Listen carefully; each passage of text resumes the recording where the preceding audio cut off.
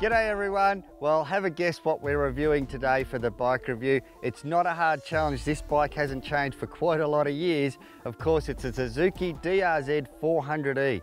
Now, what has changed for 2015? Some bold new graphics, a black tank, a black fender, and a yellow light fender up the top here. Now, they've changed that so it looks a little bit more racy like its bigger brother, the RMZ450. Now, before we go for a ride on this, let me tell you about some of the features on the DRZ400E. It's a liquid-cooled dual overhead cam 4-valve engine. The Suzuki say produces a broad tractable power and torque.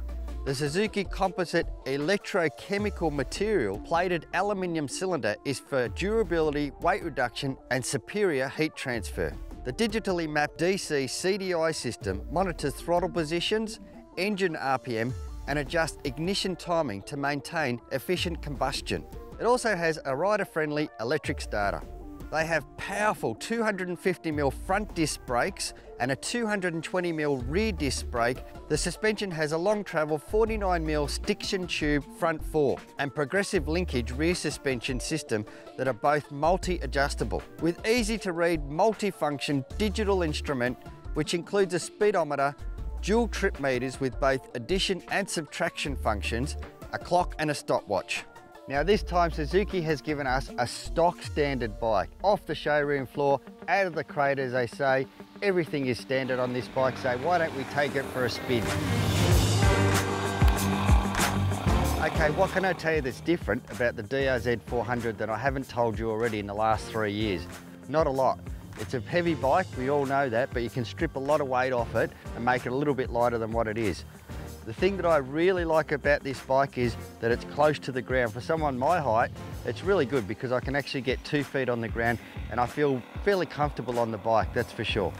Now the suspension on this bike is fine for what you're going to use it for. You're not going to race this thing and you're not going to take it screaming around single track, and it'll be comfortable all day long. From 9 AM to 5 PM, this bike will stay nice and comfortable. It's a very predictable bike. It certainly does everything that you want it to.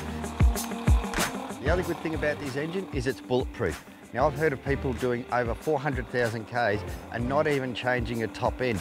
All they've done is change the timing chain. Now that's phenomenal. Now the ergos on this bike I find very comfortable.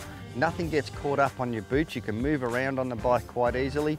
If you want to be aggressive on the bike, the seat goes pretty far up so you're able to really push that front end down and steer the bike around ruts and corners. Doesn't come with handguards. I find that really odd for an enduro bike. I think every enduro bike should come with handguards. So I'd put some motocross handguards just to protect your hands when you are riding around the bush.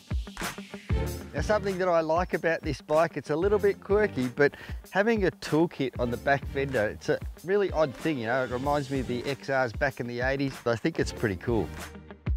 After all of that, who is this bike aimed at? Well, I think it really is aimed at somebody that's looking for a great priced bike, a bike that's bulletproof that just goes forever and a day and doesn't require a whole lot of maintenance, a bike for somebody that just wants to go trail riding and wants to enjoy the day and be comfortable.